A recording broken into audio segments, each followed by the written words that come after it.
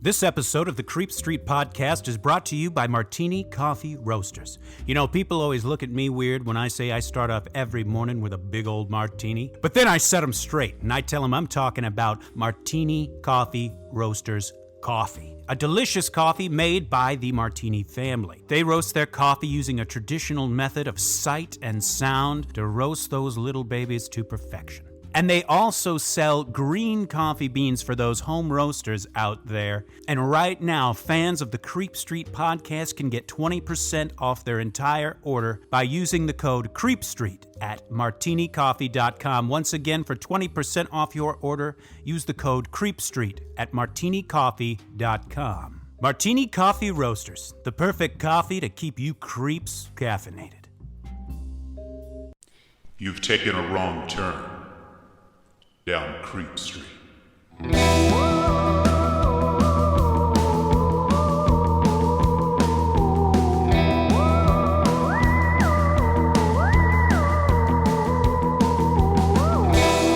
Citizens of the Milky Way, this is Maureen Bogey. And this is Dylan Hackworth. And you have landed right here, smack dab in the middle of Creep Street Podcast. Oh, yeah. Thank you all so much for joining us today. We are so happy to be here with you, scaring you straight, as it were. Oh, yes. To be kept up on what we're doing, feel free to follow us on Instagram at Creep Street Podcast, Twitter at Creep Street Pod. We're on Facebook, and on our Facebook, we have a subgroup called Citizens of the Milky Way. Feel free to check that out. Please remember to like, rate, subscribe, tell a friend about us. Anything, these little things that you do really make a big difference for us and really helps out the podcast. Oh, yes. Now, if one episode a week is not enough for you, and it's not, okay? It's not. Quit joking around, joker. We have a great solution to your problem. It is at patreon.com/creepstreetpodcast. Oh, yes. Yes, on our Patreon, we have some great bonus goodies for you on there, ranging from just quick little movie reviews all the way up to full bonus episodes. So feel free to check that out. Once again, that's patreon.com/creepstreetpodcast. Ooh, I'm loving it. And stick around, because at the end of the episode, one of our dear friends and patrons, Johnny Love, the loathsome Johnny Love, has some new music out. He had a great interview on NPR. We're going to play his song to close us out at the end. So where you would usually hear our exit song, our exit theme, we're just going to play out to a Johnny Love song. Yes, I can't wait for that. So stick around with that. We'll give you more info on that when we get to it.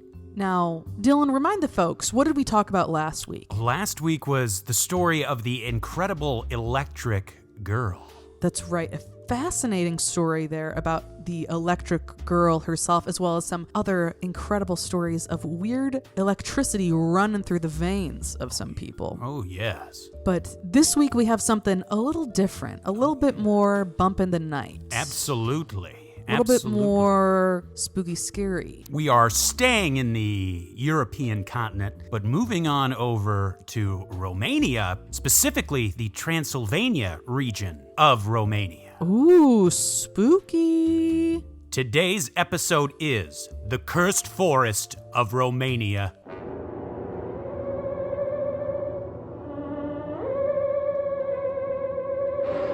All right, let me spank you with my sources really quick. Please do. First is The Cursed Forest of Transylvania by Brent Swancer at Mysterious Universe. Then a book called Sister Beatrix and the Devil's Accuser, The Chronicles of Father Moriarty by Raphael G. Michael. The Ghost Adventures, Season 9, Episode 10. And a YouTube channel called Amy's Crypt. Oh boy, oh boy, oh boy. Oh, goodness. Whenever you can bust out Ghost Adventures, you know it's going to be a good show. You know it's going to be hot, you know it's going to be wild, it's going to be rip, and it's going to be roaring. You know, I'm not too sure, Maureen, but this might be the first time we've covered a haunted forest. I think it might be. Now, we've definitely covered things that have happened in forests. That's right. You know, or creatures like Leshy that reside in the forest. Mm-hmm.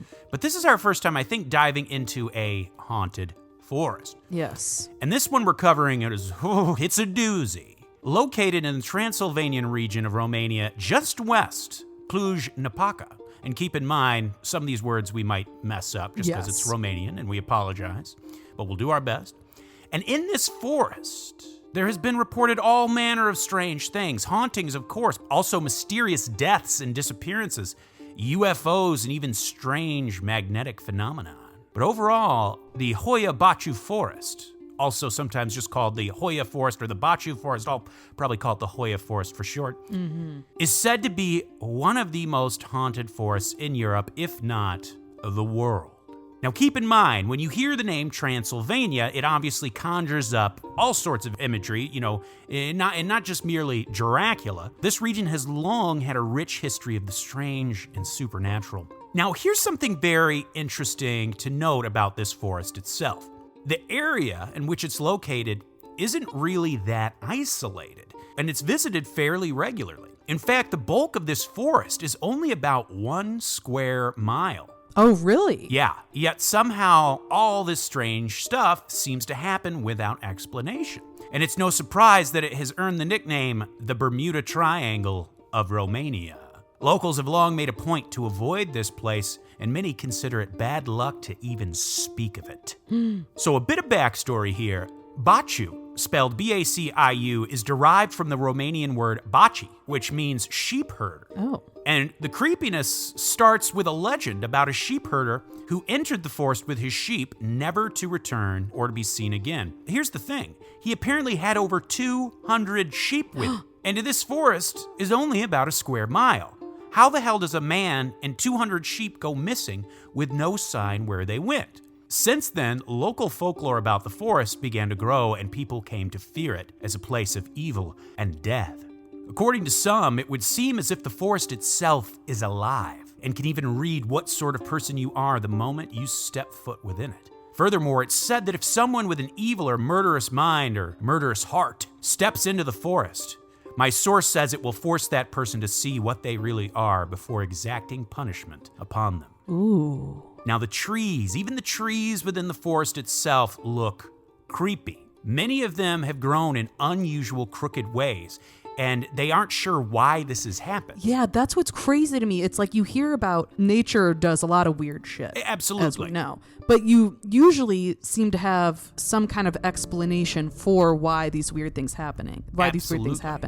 But these trees, they grow. We'll have to post some pictures on our socials or something, but it's like in this really weird, crooked, angular way. Right. That doesn't make any sense. Right. So even if there was no supernatural stuff going on whatsoever, the place just has a creepy ambience just because of they look like trees you'd see in a fucking Tim Burton movie. You know what I mean? They all the bark on many of these twisted trees is twisted in ways that sometimes resemble faces, screaming faces. And here's something strange. Many of the trees show burn marks all over them, but with no explanation why. And I've seen video tours of the place, and that's true. It's something I even noticed before they even pointed out. I was like, wow, these trees look like they've been burned. It looks like there's burn marks on them. And that can happen sometimes with lightning striking a tree or something like that, but these are unexplained. Right, this is on many of the trees. Right. The entire atmosphere is said to be thick with tension once you enter. It gives you a very oppressive feeling, and folks will feel a heightened sense of anxiety and feeling like they're being watched. And they may suddenly find themselves experiencing great thirst with the urge to flee. The thirst thing I thought was interesting. Yeah, huh. Folks have reported sudden intense headaches, disorientation, and nausea. There have even been many cases in which someone has reportedly even passed out unexplainably in the forest, only to wake up and find themselves in another part of the forest without any explanation as to how they got there. And on top of that, there's often reported missing time when in the forest. Wow, well, we've heard that many, many times here on Creep Street. Missing time. And another thing we hear a lot about, apparently electronics are very likely to malfunction when in the forest as well. Many have reported that while in there, suddenly distant memories will come vividly flooding back to them, only to fade away when they exit the forest. Oh, that's really cool. Yeah. Oh, weird though. And also very strange, many folks that have entered the forest claim to experience what can only be described as a form of astral projection, as if they have left their own body and can even look back at them. But it doesn't just stop with psychological oppression, there is bodily evidence of strangeness as well, and it begins to border on the supernatural. Oh no. Folks have noted unexpected gusts of cold air, tingling sensations, and even what seems like electric shocks. Little callback to last week. Perfectly healthy people have paid a visit to the forest to suddenly be stricken with a nosebleed and bruises and scratches and even burns without any explanation. So weird. Yeah, that's very bizarre. I mean, like we said, a lot of these things by themselves maybe wouldn't necessarily make you think that much about it. But the fact that all of these things are thought to happen or do happen in the same place. Right, yes. I mean, it's weird. Very weird. Now, according to local legend, the forest is said to be haunted by countless spirits, many of which are the souls of dead peasants who were violently murdered over the centuries. Many say that's the reason why one feels like they're being watched the moment they enter the forest, and it may also explain the scratches and bruises people end up with. But there is all manner of specters that have been seen in this forest. Folks will often hear strange voices and laughter somewhere in the trees. Terrifying faces, not just the ones that look like faces in the bark, apparently suddenly will appear in a flash in front of people and then vanish. It makes me think of The Exorcist when you see the flash of that ugly face, like shit like that. Oh, yeah. Oh, ugh. These faces have actually apparently been captured in many photographs. And this is creepy. As you know, like I said, the bark will twist in ways that sometimes appears to, looks like a face. But depending on who you ask, sometimes actual faces will emerge in the trees and on the branches. There has also often been reported a terrifying, dense black fog that will creep through the woods, making it hard to find a way out. And this deep black fog, people will often see glowing eyes looking back at them. No, shut it down. I know, Shut right? that down. I mean, can you imagine you're in the middle of a forest? Yeah. You're already freaked out. There are these weird-ass trees around. Freaky. And then a black mass with eyes starts looking at you. I mean, damn. Damn is right, milady. Now, one of the more common reported signs is of strange orbs of light that will suddenly appear and then vanish without a trace. These orbs have been studied with a wide range of scientific equipment, and the most confounding thing about them is they appear to have no detectable heat signatures. Their activity appears to be completely at random, moving without any rhyme or reason. Poltergeist-like activity is also common when visiting Hoya Forest. Folks have been known to be violently pushed to the ground and their belongings, like their bags or cameras or whatnot, just thrown in the air into the brush. In fact, one of these supposed paranormal attacks was even captured on camera in an episode of Destination Truth. One of the crew members, a guy named Evan, was taking a moment to rest, and he had a seat in the clearing in the forest. This clearing we'll get to. Suddenly, there was a flash of light, and he claimed he was thrown to the other side of the clearing by an unseen force. He was shocked, to say the least, and after taking a moment to get his bearings, he noticed that he had unexplainable scratches all up and down his arms, even though he was wearing a long-sleeve shirt. Ooh. He claimed that not long before the attack, he had begun hearing what sounded like female voices coming from behind him. And the force itself, he said, felt almost like a strong wind, not like he had been grabbed and thrown, almost like it was nature, like nature had blown a gust of wind that picked him up and threw him. Now, obviously, you know what I mean? Yeah, that's weird. Yeah, very interesting, because it's not what you would think, like hands gripped him or what. Right, It was more like a natural thing. But that maybe is interesting. Maybe it's like the spirit of the forest itself, or kind of thing. Like, it's not like a spirit of a human being. Right. Like many have said, it's as if the forest itself is watching you. Like the forest itself knows you're there. There might be ghosts there, but the forest itself is a sentient and alive as well. Well, ghosts aside, one thing that is undeniable is the amount of people who have disappeared into the Hoya Forest and never returned. Now, keep in mind, this is a forest of apparently 1 square mile, about 1 square mile. It's estimated that there have been over 1,000 people that have vanished and never seen again. There has been a few amount of folks who did go missing and return, but when they came back, they were said to be different. One of the most famous ones is about a young girl. She was only 5 years old who went missing in the forest. There was no trace of her for 5 years, until one day she aimlessly wandered out of the forest as if nothing had happened. She had on the same clothes she had on when she vanished, and it appeared as though she had not aged a single day And to her, no time had passed at all. And the clothes she was wearing were just as clean as the day she'd vanished. Not what you'd expect by someone living in the wilderness for 5 years. Yeah, I mean, how is that possible? So she seemed like she was still 5 years old? Right, and she didn't think much time had passed. Sounds a little like a time slip. Yeah. Other than this girl, here's what's creepy. And obviously when she was questioned, she had no idea what happened. Other than this girl, my source says that only 5 other folks who went missing in the Hoya Forest were ever seen again. But unlike the young girl, they were all found dead. Each death appeared to be a suicide. Oh, that's reminding me a little bit of the suicide forest in Japan. Yes. Which is another very haunted forest. Right. Probably if you're going to name a haunted forest, that's probably the most famous in the world, I would say. Right. Probably. And we'll do another episode on that, of course, in the future. Right. But wow. I mean, something is weird about this fucking forest. Very, very weird. And notice, like we said, time slip like stuff. Yeah. Shout out to our time slip episode. Feel free to go and check that out if you're interested in time slips. But I think that was episode 67. Many people love that episode. Yeah, that's a very fun episode.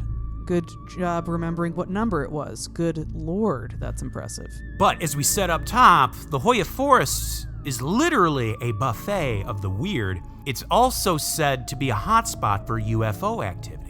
As a lot of these things are, like if it's a hot spot for any other type of paranormal activity, that often overlaps Absolutely. with UFO activity. So I'm not surprised to hear this. And we know things like missing time, all that shit, very common with UFO experiences. Yeah. It's believed that the UFO activity really began there back in 1968. A biologist named Ahmed Alexandru Sift was visiting the forest to observe some of these reported phenomenon for himself, and with his camera he was actually able to grab photos of what appears to be a disc-like object hovering just above the tree line over an open meadow in the forest. And we'll get to this open meadow. On August 18th of that same year, 1968, a military technician named Emile Barnier also grabbed photos of a strange craft hovering low in the sky just above the treetops of the forest. But this was only the beginning of a rash of UFO sightings that lasted well into the 1970s. One of the more notable occurrences, though, in recent years happened in 2002. 2 folks who lived in a high-rise apartment in the nearby city of Cluj, which is the city that I said is right near it, were able to get 27 seconds of footage of what appears to be a brightly glowing cigar-shaped object that was about 50 meters in length hovering above the forest. An alien abduction is also a common theory thrown about when trying to explain these strange disappearances. That makes sense. And also, I've heard of these cigar-shaped UFOs before. If you haven't heard of it before, it sounds really weird. I'm sure you're thinking like a cigar shape. Right. But that is something that comes up again and again with UFO sightings. So it does line up with that. But I mean, wow. Absolutely strange. But like I said, even the landscape itself is creepy and baffling as to how it actually got that way. In one part of the forest, like I said, this is the clearing we've been talking about. There is this clearing where nothing other than grass grows whatsoever. Really? Yes, and scientists are stumped as to why. I think the clearing on a map is called Polana Rotunda. Soil samples have even been taken from this exact spot, but the soil matched up exactly to the surrounding soil where trees were growing. Right. And isn't it like almost a circle or something like that? Yeah, it's almost a perfect circle. It's not quite perfect, but yeah, it's like in a circle. What the fuck? Right. It's like almost like a naturally occurring crop circle. Right. Kind of. It's weird. But what's more is they've detected shockingly high levels of electromagnetic activity in this area. But not only that, there has also been detected heightened levels of microwave, infrared, and radioactive levels as well. And while electronics have problems in all part of the Hoya Forest, it's at its worst in this circular clearing. Some say that this clearing is the source of the haunting itself, and it slowly permeates into the forest surrounding it. And this is where many claim many of the ghosts reside. Now, as you can imagine, there are a number of theories as to what's actually going on in the forest. Right. I would love to hear some theories here. One is that within the forest is a portal or a doorway to another dimension. Or at least it's an area where the veil that separates our world from other worlds is very thin. Not only would this explain the strange sights in the forest, but it might also give a reason as to why so many people can go missing, never to be found, in such a relatively small area. Another theory is that there is perhaps even an extraterrestrial base hidden within the forest, that these craft vanish and emerge from some sort of base that's undetectable by the human senses. And another theory, which is quite interesting, is that the forest itself was once home to a highly advanced lost civilization, sort of like the Atlanteans. Oh. And that the forest itself is actually a portal they use to jump about through space-time. But keep in mind everything we've read about alien encounters, UFO encounters, with heightened levels of radiation, activity, and people getting sick from that. That's kind of lumped in there too. I mean, it does seem to make sense. A lot of this does seem to ring true with alien encounters or UFO encounters or things like that. Even what seems to be the more ghost-like activity or things like that, I think could happen because of this alien connection. Right. That we just think of it as being ghostly or something like that, when really it is alien. Right. That's very true. So maybe this forest has some more in common with the Rendlesham Forest. Absolutely. Very good point, which we Maury. did an episode on Absolutely. as well. Go check that one out as well. But there's actually a very fascinating theory that might explain what's going on at Hoya Forest that, compared to the others, is what you would call, I guess, more grounded. But just as interesting because it still leaves room for the unexplained. The theory is that perhaps the forest is the source of some kind of ultra-low frequency sound waves that, while too low to be heard by the human ear, can produce strange physical and psychological effects. It's possible that these deep sound waves could be producing the sense of dread and anxiety that people feel. Oh. It may also explain some of the physical effects that people experience there, the headaches, nosebleeds, nausea. Low-frequency tones have been known to sometimes even produce audible and visual hallucinations in some people. We know that various natural phenomena, such as thunder, earthquakes, and volcanic eruptions, can produce these low-level sound frequencies. So it's certainly possible that this could be the case with the Hoya Forest. But the question is, what would be causing it? And keep in mind, while this may explain some of the physical and mental effects that people are experiencing, it wouldn't explain shit like people getting thrown across a field and shit like that, and bruised and all that stuff. Not to mention vanishing and suddenly reappearing. Right. So that is an interesting theory that I do like.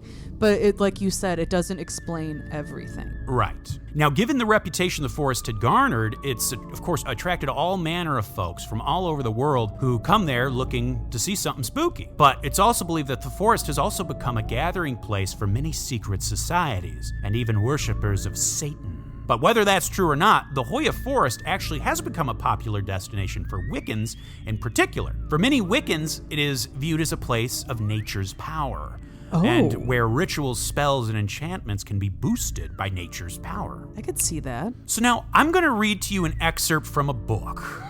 This book is called Sister Beatrix and the Devil's Accuser, The Chronicles of Father Moriarty by Raphael Michael. Now, I was hesitant to share this because I couldn't verify any of the claims it made. Once again, I'm just going to say it, I'm almost certain that maybe this is not real. I can't find anything to back it up, but I also can't find anything in this book that says this is fiction. Or at least supposed to be considered true. Now, what this book is it's a series of letters that were supposedly written by a Sister Beatrix to a Mother Superior. And according to the source, Sister Beatrix was constantly afflicted, ever since childhood, with supernatural activity. And while stationed at a church near the Hoya Forest, she came under the attack of a specific demon called Axelrod. Now, there's demonology, there's all these different types of demons, and same like angels, how there's Archangel Michael, Azrael, all these different things. We'll save that for an episode on demonology. But Axelrod is a figure from that mythos. It maintains that there was a prison also that used to stand within the forest, and that Sister Beatrix would travel there through the forest to the prison to pray and whatnot for the prisoners there. And this letter supposedly describes one of these experiences she had. Apparently, Axelrod, they say, was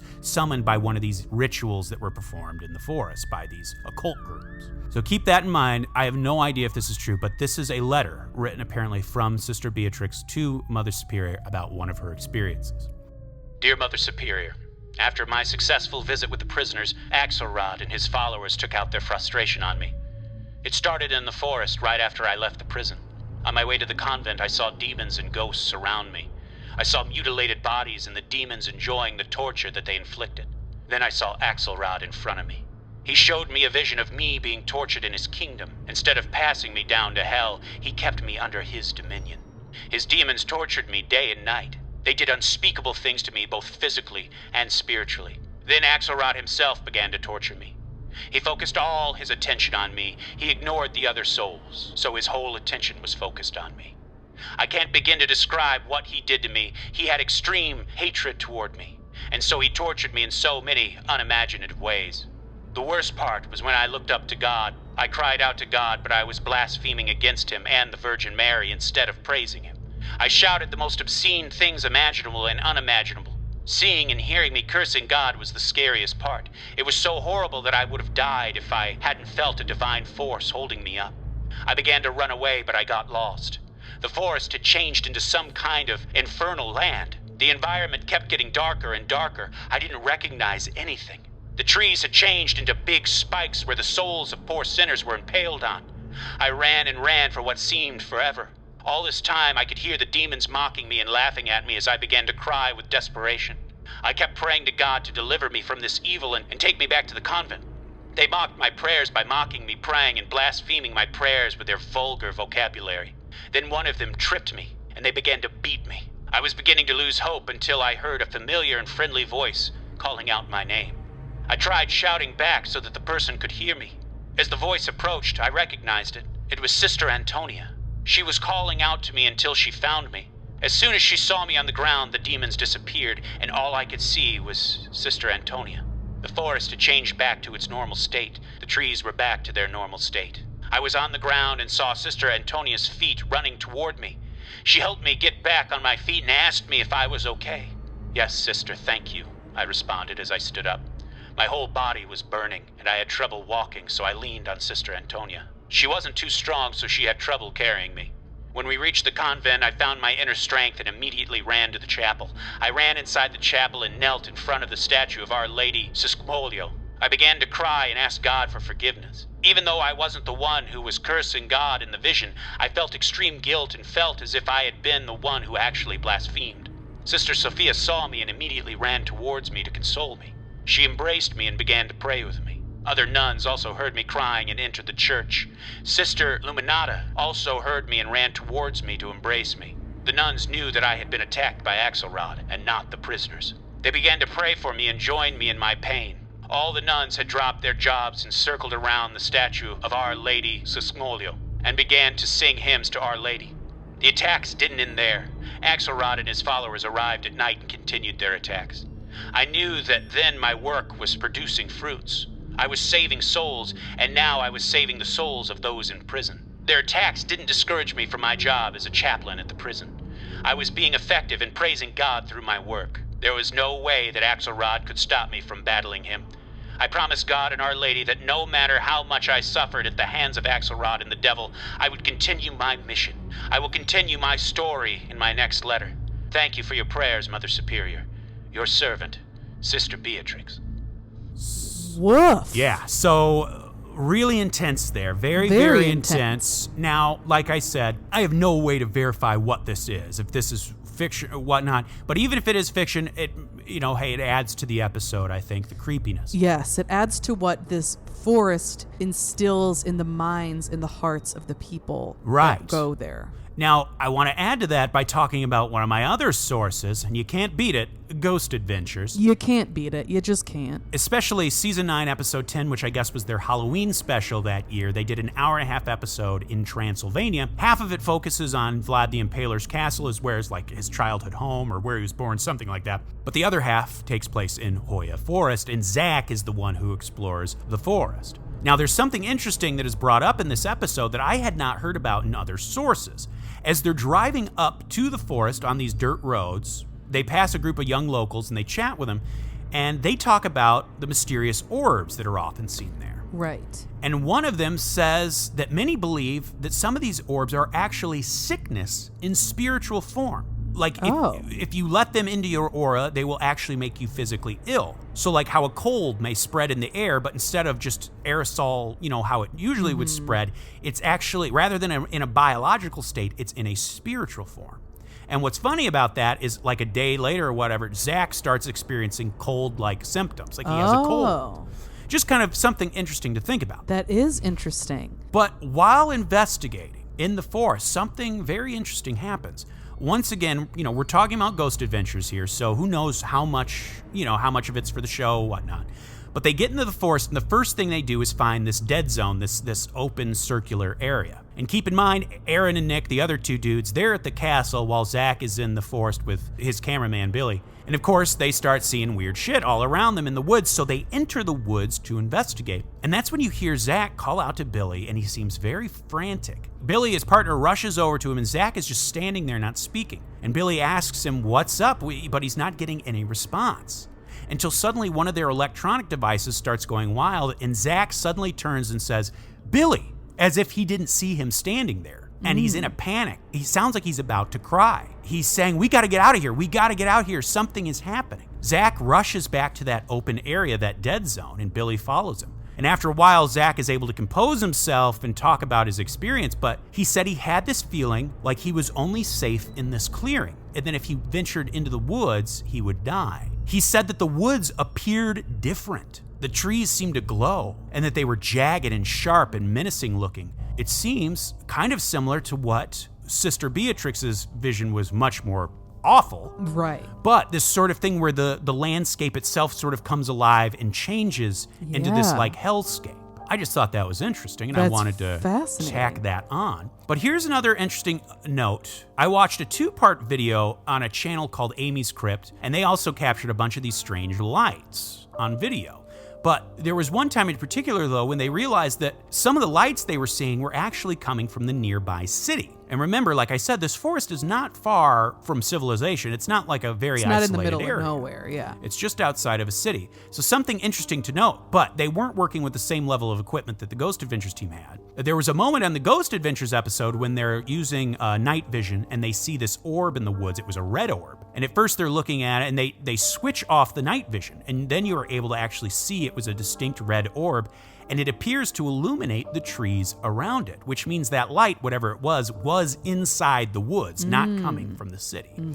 But that's all, not that those are like credible sources or anything, but just fun stuff to talk about. Very fun and very fascinating. So everyone, please let us know what you think is going on in this forest. If you think that this is alien, if you think these are ghosts, demons, a little bit of everything, if you would ever go there, please let us know. Feel free to get in touch with us on any of our social medias, or you can email us at creepstreetpodcast@gmail.com. Let me list off some fine folks I wouldn't mind bumping into the woods. Oh, please.